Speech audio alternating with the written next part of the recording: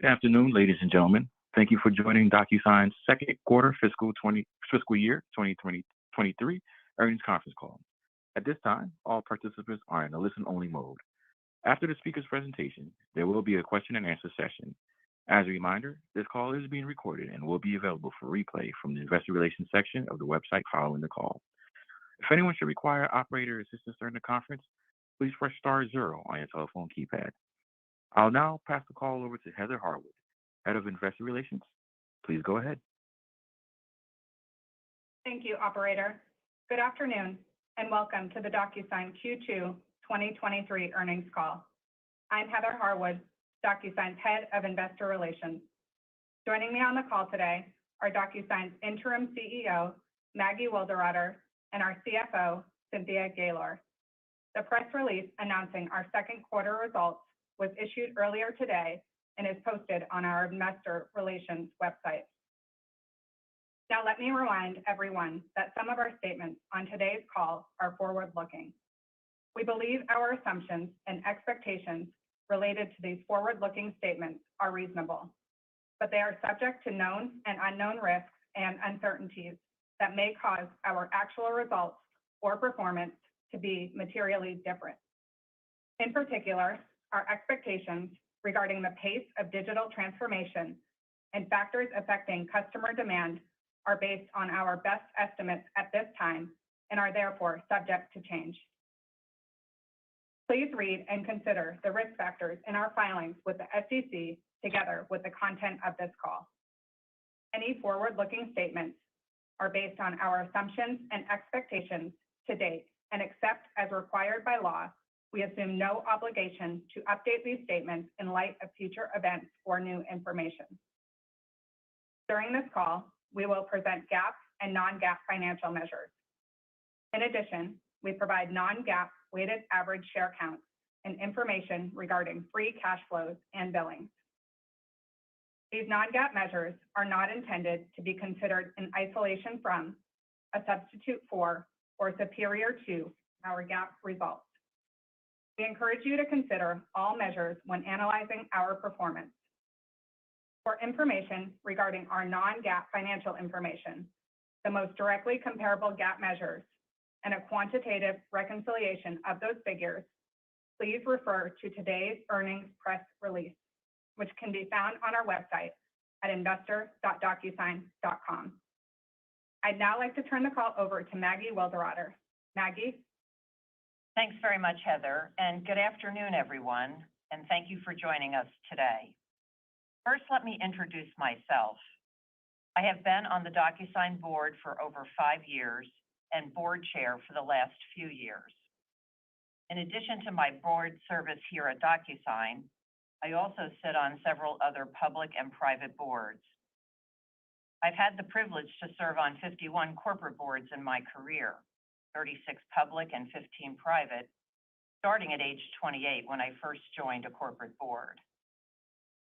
I also have 18 years of CEO operating experience at private and public companies, and most recently was CEO of a Fortune 500, Frontier Communications, for 12 years, retiring 5 years ago. I have had the privilege in my career to hire and lead great teams, define clear strategies for success, driving results through clarity of deliverables and accountability. And I've also done so with a maniacal focus on serving customers, both internal and external. I am taking the same approach in my interim role as CEO of Docusign. Since joining as CEO, I prioritize connecting with customers and employees around the globe through frequent town halls, office visits, virtual connections, and in-person meetings. This broad focus on listening, learning, and interacting has enabled me to move quickly to set a new agenda for success. We enter Q3 with a clear set of vital few deliverables for our people initiatives, product roadmap, and our focus on improving sustainable and profitable growth at scale. 6 of our 8 executive leaders joined during Q2 and are seasoned scale players. They join Cynthia Gaylor, our CFO that you're going to hear from after me, and also Shanti Iyer, our CIO, on the executive leadership team.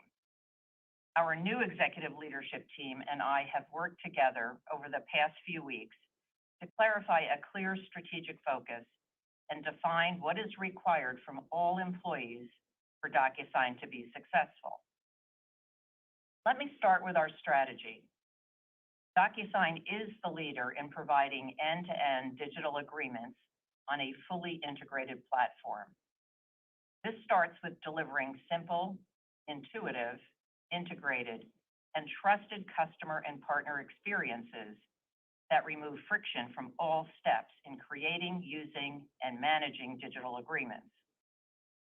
To support this strategy, we have upgraded talent, launched retention initiatives to include a new employee training program that will commence this month, teaching our teams how to operate with excellence. Inhi Sa, our new president of product, has already put in place a clear product roadmap with mapped out releases starting next month.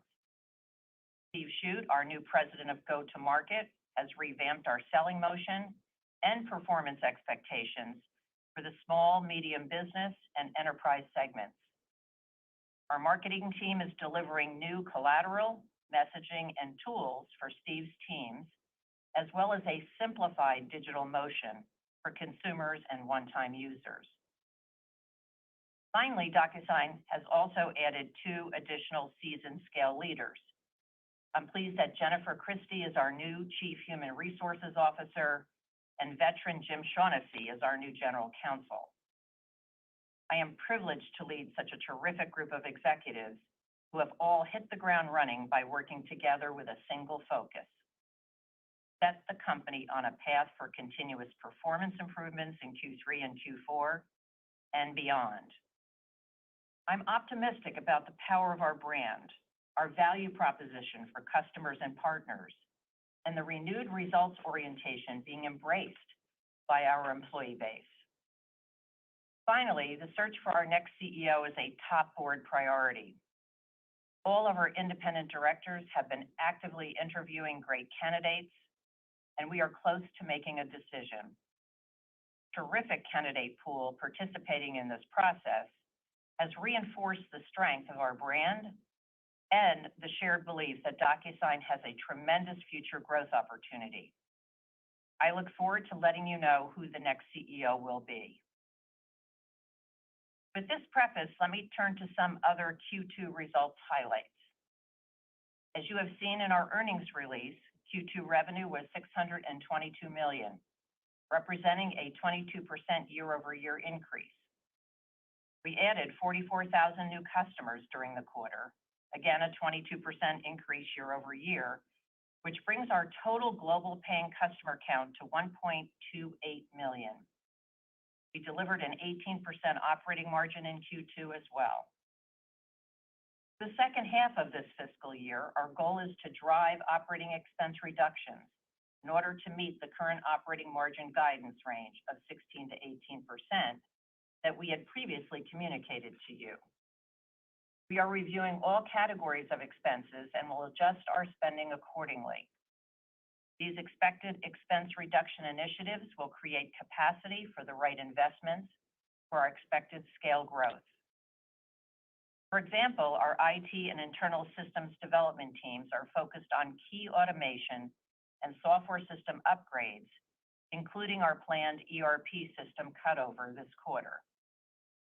These enhanced capabilities will enable us to eliminate current manual processes, resulting in lower operational costs in the back half of this fiscal year, and it will also improve our customer and partner experiences. I am excited to share that we closed a number of large enterprise deals during the quarter that include both Microsoft and Goldman Sachs.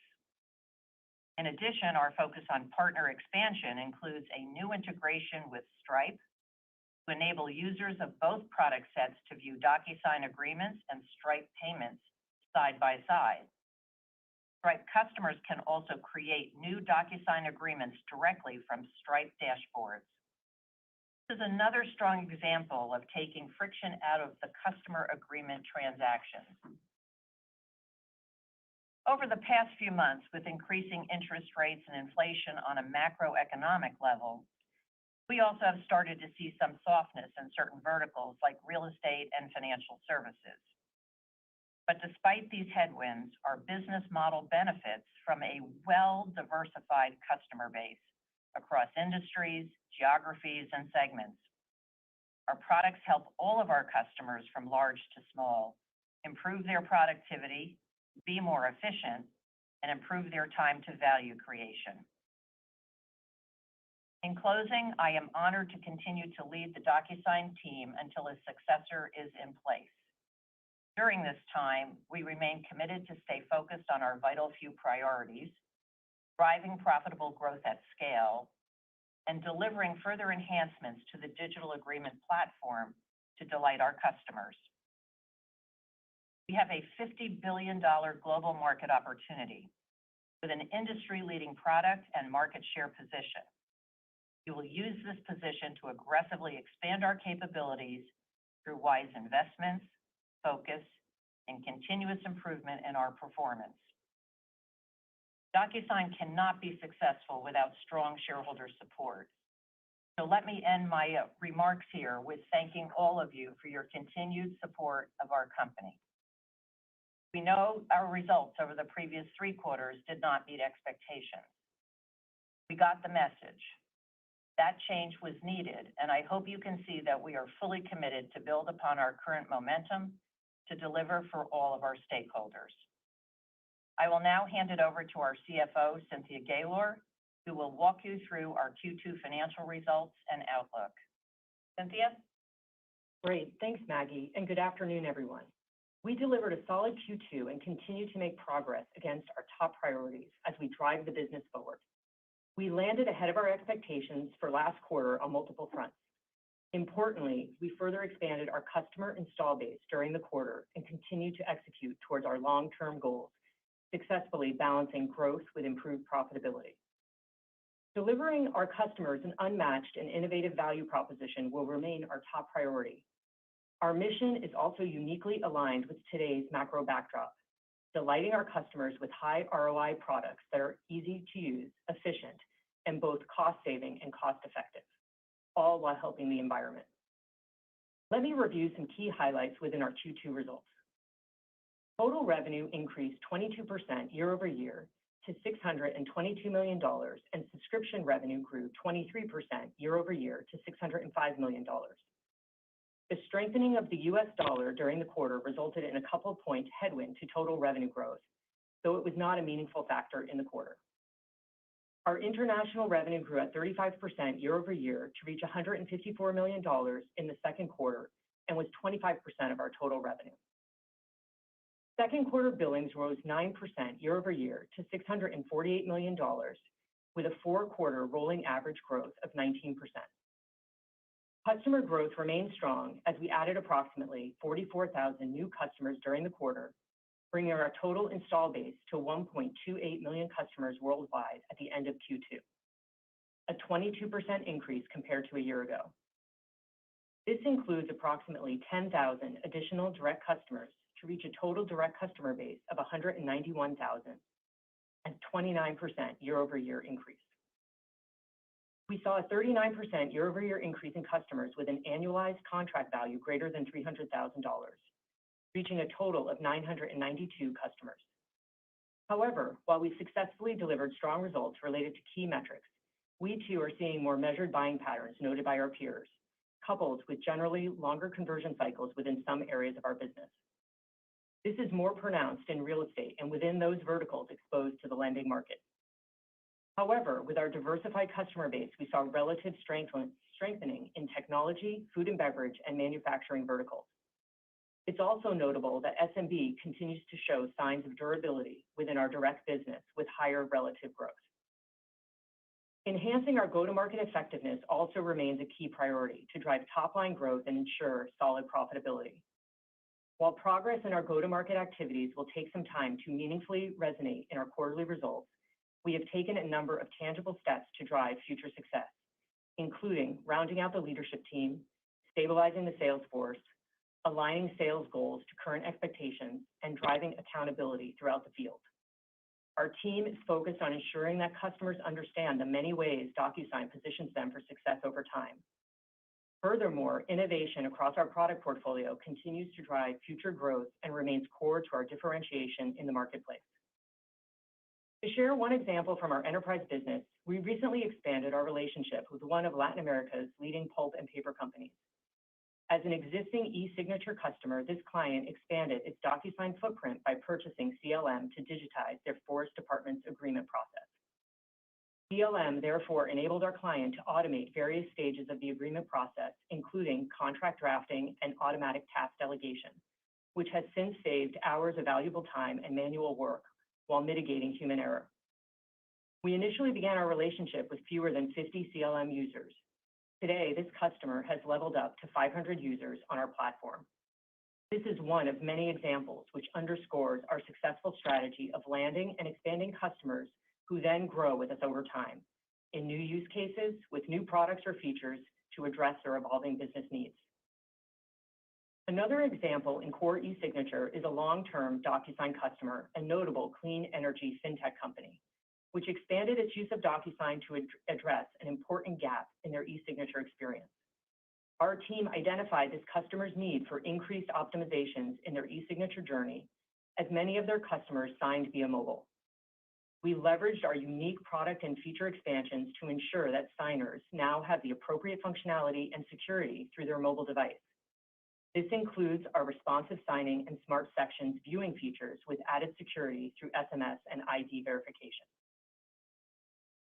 Now turning back to our Q2 results, we achieved 110% dollar net retention for the quarter, which was slightly below the low end of our 112 to 119% historic range. As we noted last quarter, our customer base continues to expand, however, at a lower rate relative to the peak expansion rates. Given these moderating expansion rates coupled with the macro environment we're seeing, we expect our dollar net retention rate for Q3 to remain below the historic range. Total non-GAAP gross margin for the quarter was 82%, in line with last year, while subscription gross margin was 85%, also in line with last year.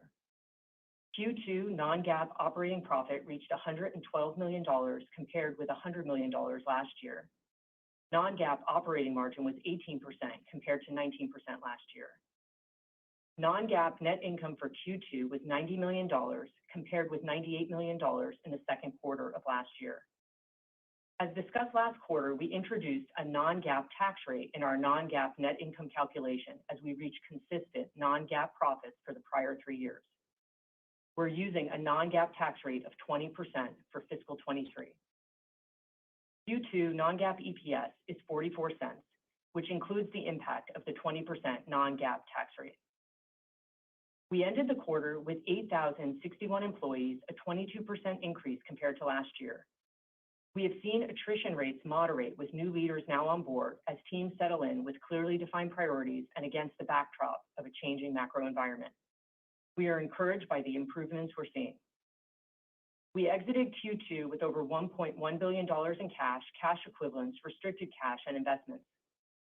Operating cash flow in the second quarter was $121 million, or a 19% margin. This compares with $178 million, or a 35% margin for the same quarter a year ago. Free cash flow came in at $105 million, or a 17% margin in the quarter, compared to $162 million, or 32% in the prior year. We are in the process of implementing a new ERP platform, which will enable improved management of our business as we continue to scale. Looking ahead, Q3 operating cash flow and free cash flow could be impacted by the timing of collections related to our expecting ERP implementation, as well as by one-time lease modification expenses. Now turning to our share repurchase program announced earlier this year, we repurchased 400,000 shares during the second quarter for approximately $25 million. As of the end of Q2, we had approximately $175 million in remaining buyback capacity, which demonstrates our confidence in the strong fundamentals of our business and in the opportunities which lie ahead. We remain committed to opportunistically returning capital to our shareholders. Taking a step back, we have operating leverage in our business and are evaluating our investments against the vital few priorities we've identified, with an eye towards ensuring sustainable growth at scale. We are committed to achieving our long-term target margins of 20 to 25%. To that end, Maggie has charged our leaders with taking a careful look to ensure our teams are aligned to our vital few priorities and to identify areas where our business can be further streamlined and optimized. For example, we are reassessing our overall expense base, which includes a careful review of our people, programs, consultants, and T&E spend.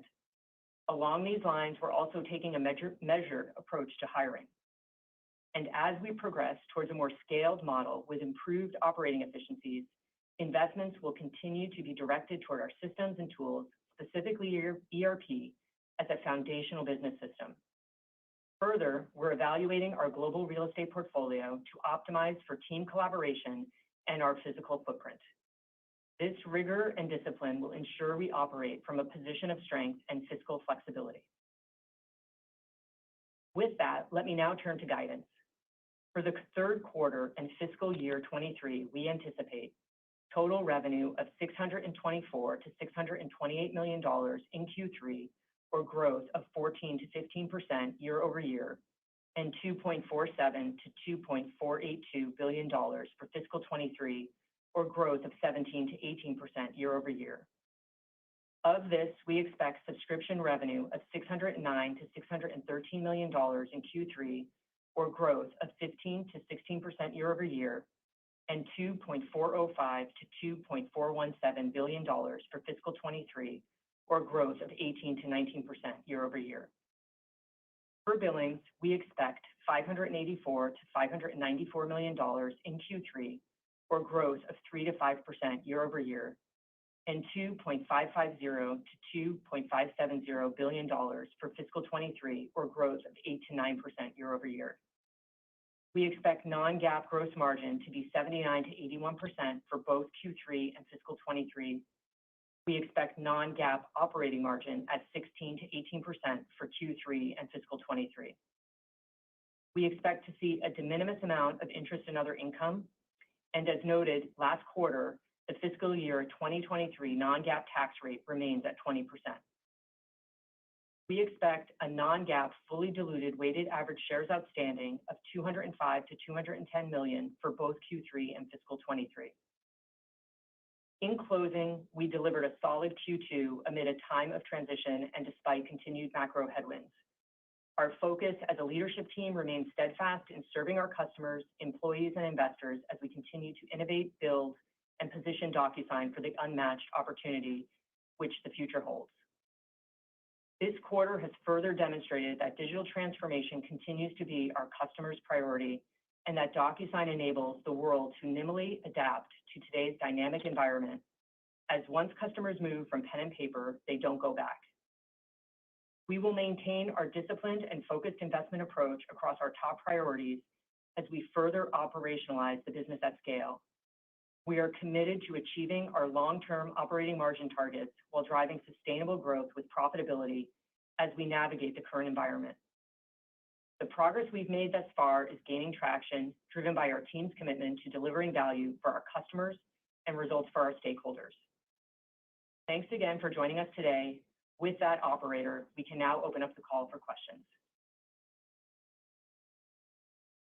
At this time, we will be conducting a question and answer session. If you would like to ask a question, please press star 1 on your telephone keypad. A confirmation tone will indicate your line is in the question queue. You may press star 2 if you would like to remove your question from the queue. For participants using speaker equipment, it may be necessary to pick up your handset before pressing the star keys. One moment, please, while we poll for questions. And our first question comes from the line of Josh Baer with Morgan Stanley. Please proceed with your question. Great. Thanks for the question and congrats on that performance in the quarter. Wanted to dig in on some of the categories of expenses that you're reviewing to make capacity for those needed investments. I mean, it seems very broad-based, sort of listing people and programs and real estate. Was hoping you could dig into some of the specific areas of spend that will contribute the most to operating efficiency. Hi, this is Maggie. I just wanted to say that we are in the process right now as a leadership team of identifying what goes underneath each of those broad categories that Cynthia mentioned. So I don't have a list in front of me that I can say, oh, we're going to do this, this, this, and this.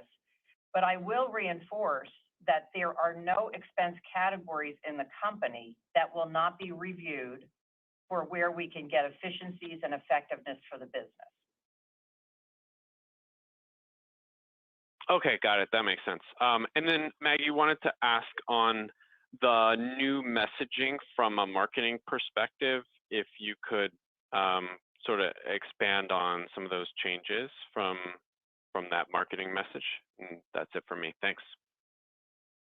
Yes, I think one of the things that I'm most excited about, and so is the team, is to look at the creation of a digital agreement platform versus a focus on a cloud environment. When we think about cloud is a repository for a lot of different things that don't necessarily integrate or talk to each other. And what we want is the end-to-end digital agreement to be fully integrated with each of the different capabilities of that agreement, as well as with e-signature. So for example, document generation along with forms or identity or notary or monitor should all be integrated with e-signature.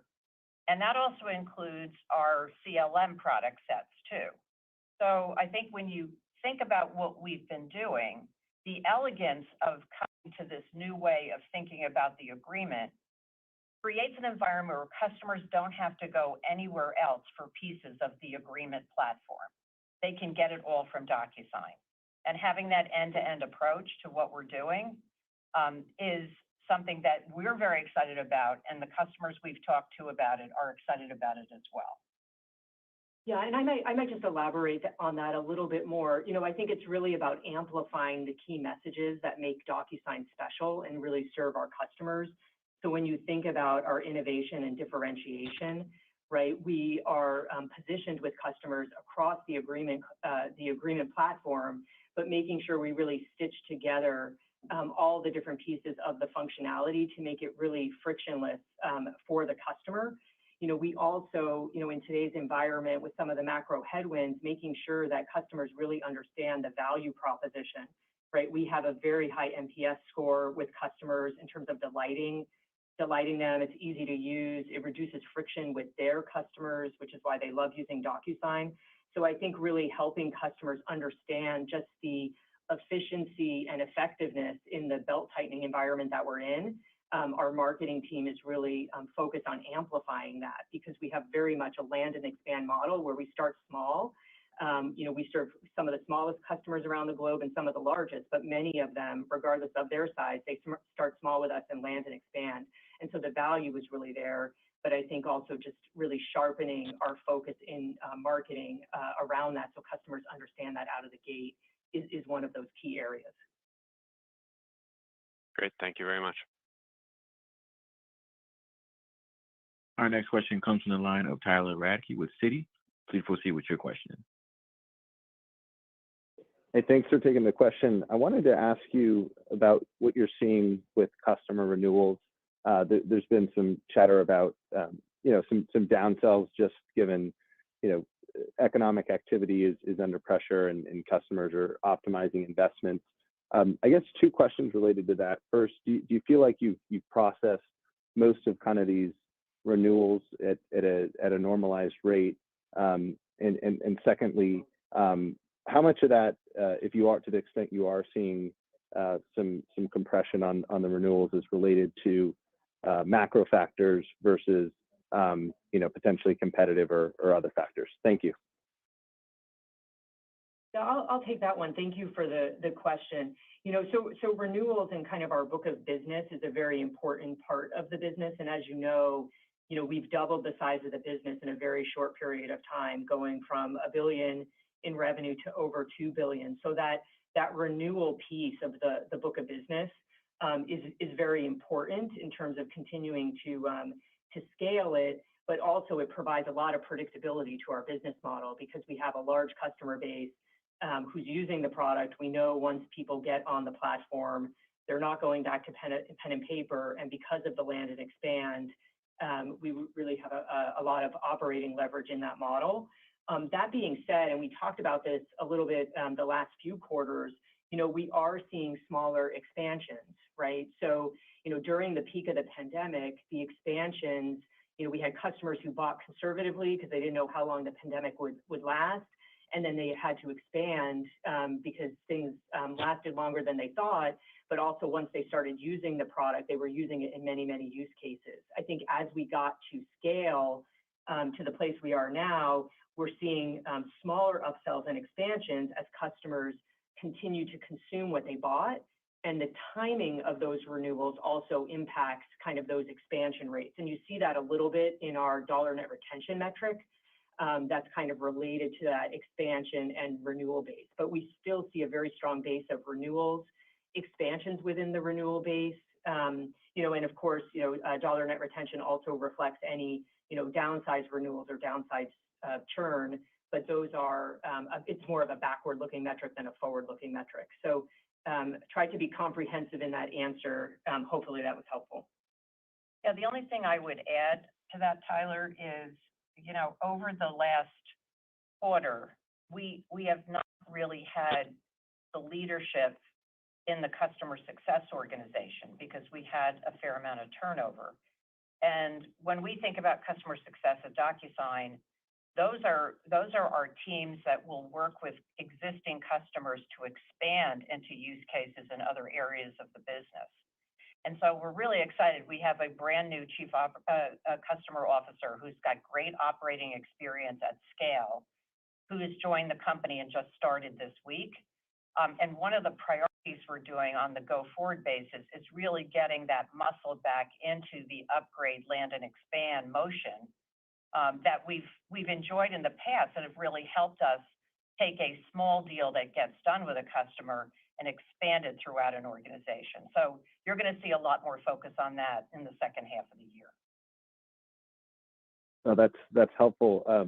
I guess, would it be fair to say that you think the worst from a attrition perspective in terms of employee attrition is behind you, and consequently, how should we think about that, layering on of incremental sales capacity and customer support capacity to drive expansion rates over time? And in other words, when would you expect that net retention rate to resume towards historical levels? Thank you.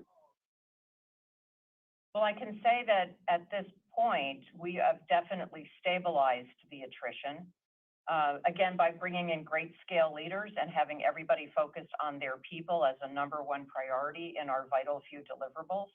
We want to make sure our people are well taken care of, that they have the tools and capabilities to do their jobs, that they understand what's expected of them from an accountability perspective, and we're going to measure that success and reward that success.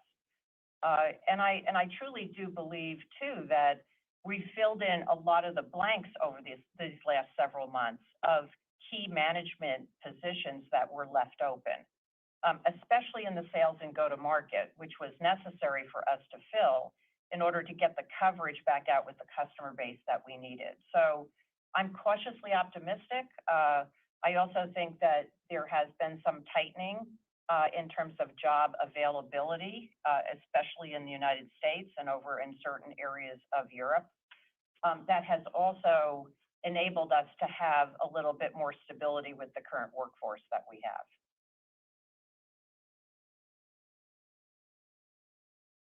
Thank you. Our next question comes from the line of Rishi Jaluria with RBC. Please proceed with your question. Oh, wonderful. Thanks so much for taking my question. Maybe I just wanted to start out with, you talk a lot about some of the cost-cutting measures and being really disciplined. While obviously I applaud focusing on not wasting money, you're not a super high cash burner, and it feels like a higher priority might be sales execution, finding new use cases, expanding internationally. So why spend so much management time and attention right now identifying areas for cost savings, scrutinizing cost savings, and for that matter, upgrading, migrating your ERP system as well, when, realistically, it feels like from my perspective, it should be on sales execution and that kind of stuff, and then maybe identify cost savings later. Maybe some color there would be helpful, and then I have a follow-up. Yeah, Rishi, thanks for the question. It's Cynthia here.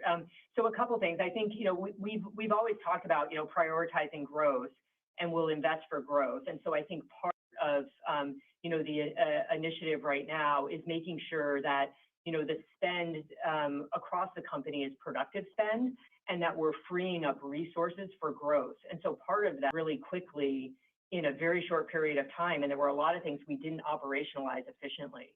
So I think part of the exercise, it's partly expense, but it's also streamlining processes, managing complexity at scale, those types of things. When we look at the go-to-market specifically, there is a focus on the vital few, which begins and ends with selling software and making our customers successful.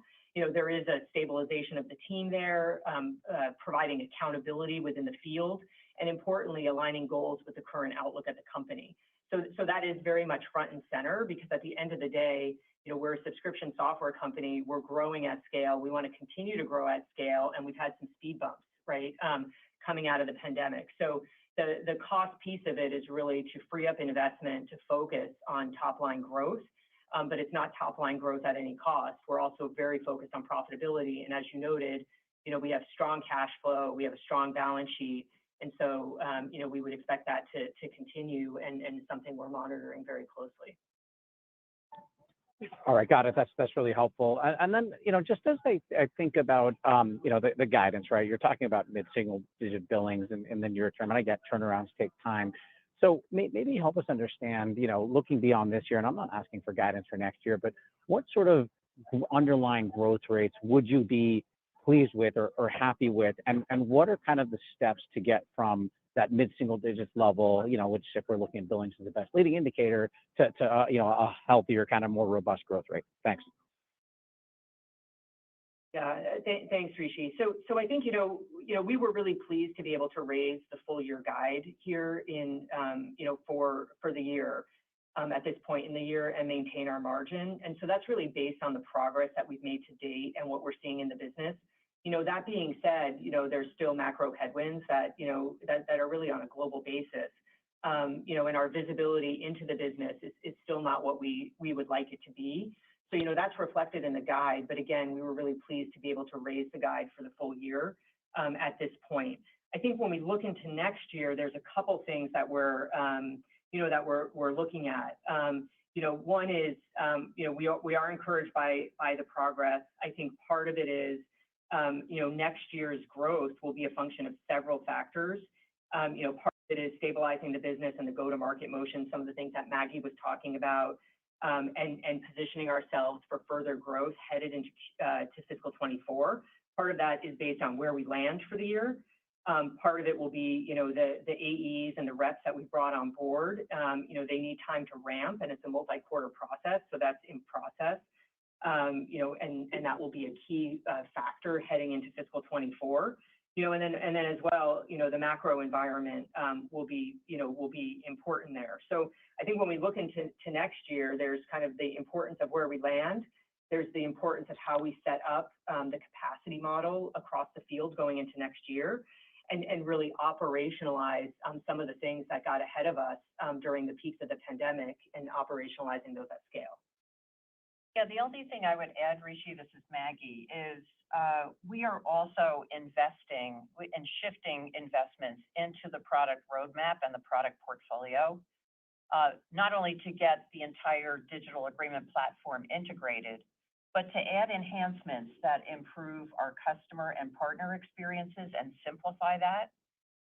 And we're also looking at a modernization of our product architecture, so we can make changes more quickly and continue to bring out new enhancements with different types of use cases, as an example.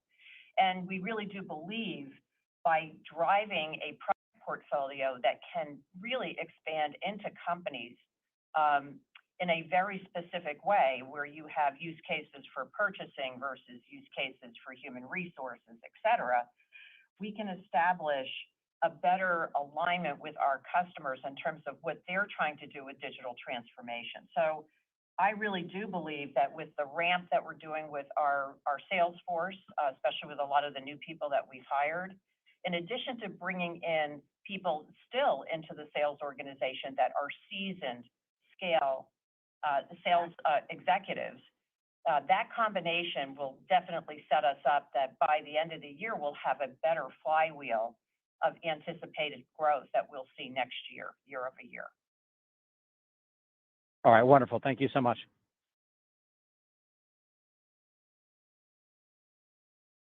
Our next question comes from the line of Brad Sills with Bank of America. Please proceed with your question. Oh, great. Thanks for taking my questions. I think you alluded to a little bit of this on the previous question, but curious now that you're several quarters into this effort to pivot back to expansion deals, it sounds like you're seeing some progress already. Are there any use cases or areas where you've seen some early signs of improvement? I know it's still a work in progress, but any areas that you've seen some progress so far, and are there others that we should expect could improve from here? Yeah, so we continue to see progress in expansion, across the business. In my prepared remarks, I noted 2 customers. We also have seen some long-term customers, even in the financial services segment, which has seen more headwinds in various pockets. But we had a large money manager this last quarter who conservatively bought during the pandemic. They've been a long-term Docusign customer, but they're experiencing faster digitization, and they're further expanding their e-signature footprint with us during the second quarter. So not only do they see heightened demand across their internal business lines, but they have a very trusted relationship with us, with their customers, in terms of our branded products for their end customers. So they're really using Docusign to strengthen their own relationships with their end customers. And I think that would be a really great example of, strong expansion rates, long-term customer, land and expand, a very notable global money manager, doing a lot with us in that core e-signature piece. I think there's, on CLM, we've also seen quite a bit. You may have seen we announced the Slack integration with CLM earlier this week, which again is really about embedding DocuSign in workflows that already exist. And it's a key innovative differentiator for us in terms of the AI and analytics around those types of products within workflows that companies are using. So I think that's another really big opportunity as we continue on the product roadmap and to innovate, where customers, will see, a lot of value and we'll see, further room for expansion. Great to hear. So thanks, Cynthia. And then one more, if I may, just on the guidance here for Billings, it looks like a 9% sequential decline. You don't typically see that, decline in Billings quarter on quarter in Q3. You did last year, but that was also a quarter in which you were experiencing some of these expansion deal softness. So just curious, it sounds like execution is improving here a bit as some of these changes that you put forth are having effect. The macro is moving away a little bit from you. What's assumed in the guidance, for Q3 and Billings? Thank you. Yeah, thank you for the question. So, as Billings, there's puts and takes in Billings, timing of deals. Billings can fluctuate quarter to quarter around timing of deals, start dates, when an expansion or add-on happens relative to the timing of the overall contract a customer may have. Early renewals also impacts that. I would say Q2, was certainly a little bit stronger than we were anticipating. And so I would say, Q2 was probably stronger, given some of those factors like timing of deals and start dates. And similarly, I think Q3 just seasonally is not as strong a quarter for us. So I think that's embedded. But again, we were really pleased to be able to raise the full year guide range, across that metric, but recognize that Q2 to Q3, that dynamic we have seen the last few years, and Q3 tends to not be as strong. The only other thing I would note is, we did continue to see softness in linearity within Q2, as we exited Q2 and entered into Q3. And so that certainly is embedded in the guide, just given some of the softness, related to macro, and then as our field teams ramp. That's very helpful. Thanks, Cynthia. Our next question comes from the line of Kirk Materne with Evercore ISI. Please proceed with your question. Yes, thanks. Maybe two, one for Cynthia, one for Maggie. Cynthia, just on the real estate and banking side, perhaps the areas where you're seeing some more pressure, which makes sense given the macro environment.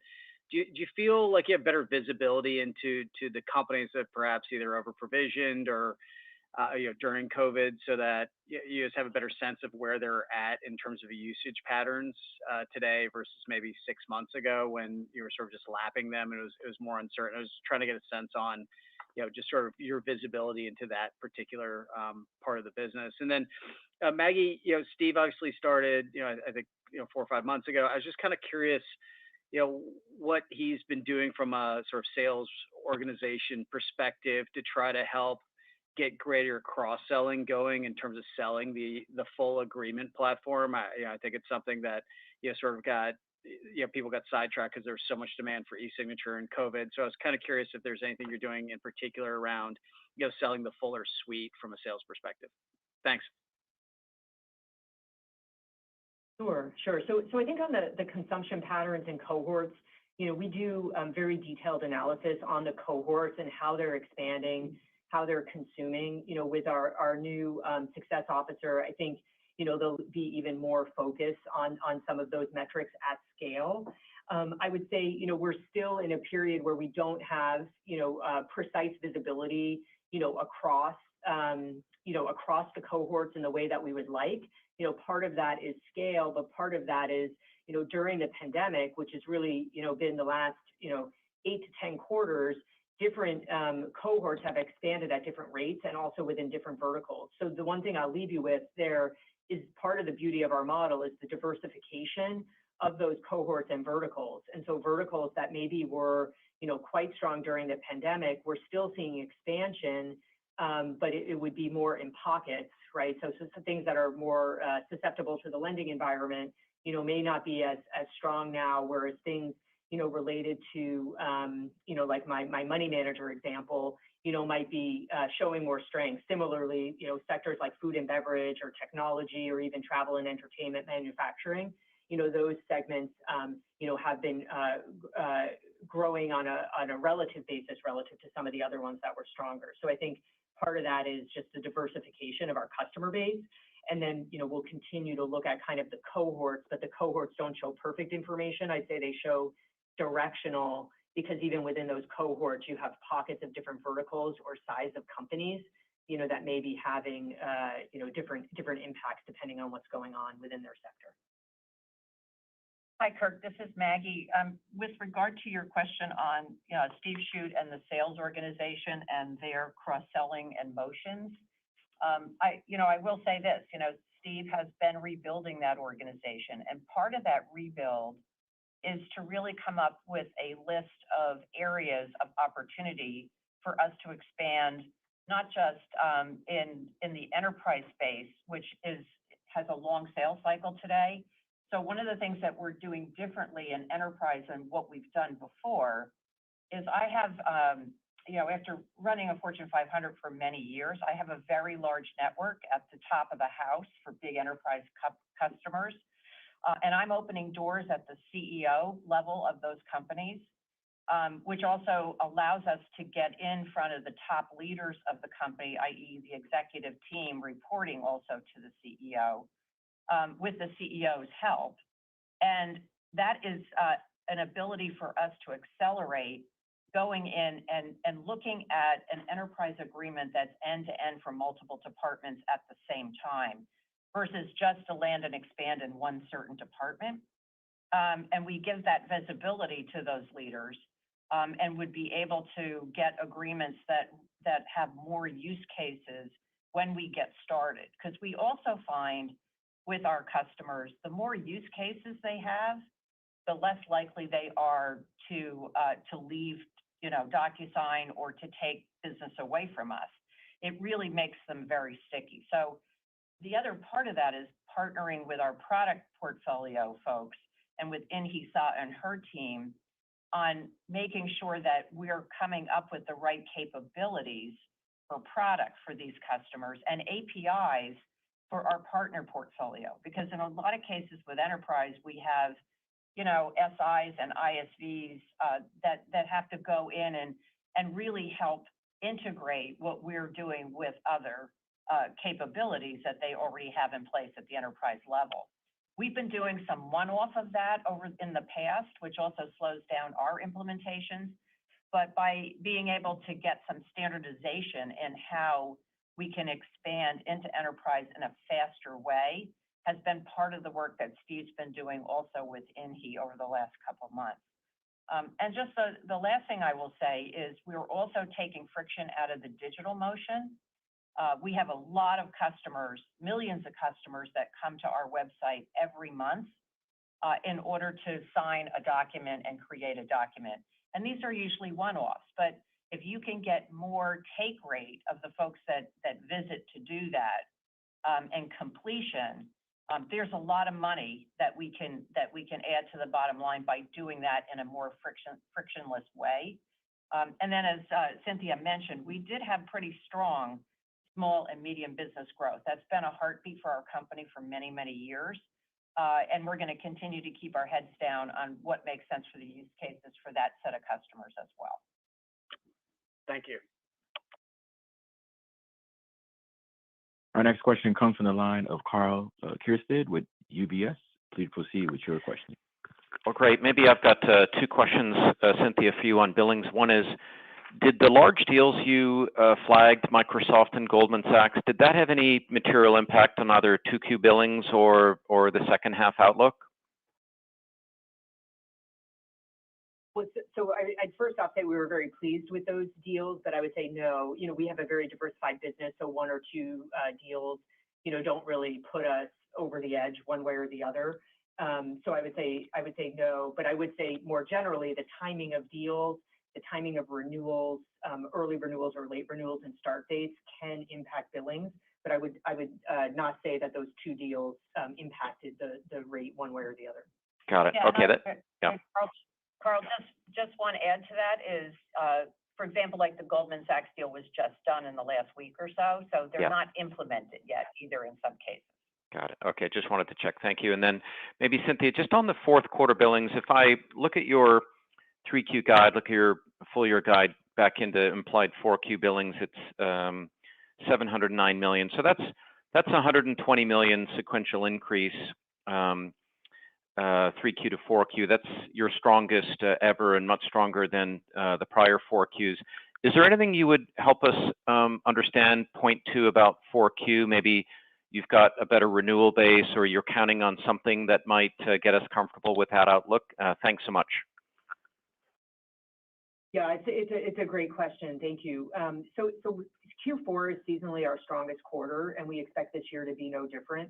I think some of the actions that we've been talking about across the go-to-market, we're expecting to see results from the progress that we're making as we move into Q4. Again, we've stabilized the team there. We're making progress with the leaders. We've brought in quite a few new leaders in enterprise, commercial, SMB, customer success. And so we would expect as we move through the year that we'll continue to see progress as those teams ramp, in addition to Q4 seasonally being a strong quarter for us. Okay, that makes sense. Thank you both. Our next question comes from the line of Alex Zukin with Wolfe Research. Please proceed with your question. Hey there, this is Alan Verkowski on for Alex Zukin. Thanks for taking the question. Just a quick one from me. I wanted to, if you look at the ARPU for new bookings this quarter and how that compared to last year, would it be the same, higher, or lower? And can you further tie this to the level of discounting being done right now by Docusign as well as competitors, along with any kind of commentary you think is important to flag in the competitive environment right now? Yeah, thank you for the question. So I would say, we don't look at ARPU in the way you're describing it, but what I can tell you is we do have this land and expand model where customers start out small and expand over time, and we have seen kind of those expansions come in. So that may be a triangulation on the metric that you're looking at. I think when we look at the competitive environment and pricing and how we think about pricing and packaging, we're always looking to stay competitive in the market, but we also, don't race to the bottom, right? And so our goal is to really serve customers, create value and innovate, and then monetize around what customers need and the products and the innovation we have, for customers, and really reducing the friction there. So I would say we haven't seen, material changes in the competitive landscape or, pricing from that perspective. Although our goal is, we'll compete on the low end and we compete on the high end, given all the differentiation. So it depends on, what customers need, the features, functionality, and then how we cross-sell and upsell products as customers expand. I'd also just note, I think our NPS score is quite high and continues to be quite high. And so we really think of that as a metric that's around delighting our customers. The ease of use of what we do, even given some of the underbelly of the complexity of the product, I think is really a testament to that high ROI and what customers get from using DocuSign. And we think that's a big differentiator in the marketplace. Alan, hi, this is Maggie. Just to put an exclamation point to what Cynthia has just said, with Adobe, for example, we don't see any real change in that dynamic. We do see at times lower end use cases are the most vulnerable for us. So we are actually in the process right now of putting in differentiated use case and use case pricing based upon high end premium use cases and then sort of medium and lower end use cases. And we also think by doing that, it helps streamline for our customers to do business with us and get the benefits that they're looking for from that price value. Thank you. And we have reached the end of the question and answer session. I'll now turn the call back over to Maggie Wilderotter for closing remarks. Thank you again, operator, for facilitating for us. And thank you all for joining and for your continued support of DocuSign. I think you can rest assured that the leadership team here in the company will continue to keep our heads down and focused on delivering enhancements and profitability for the company, as well as expanding and delighting our customers on a day-to-day basis. We also look forward to providing you with continued updates on our progress. So thank you again for joining us today. Goodbye. And this concludes today's conference, and you may disconnect your lines at this time. Thank you for your participation.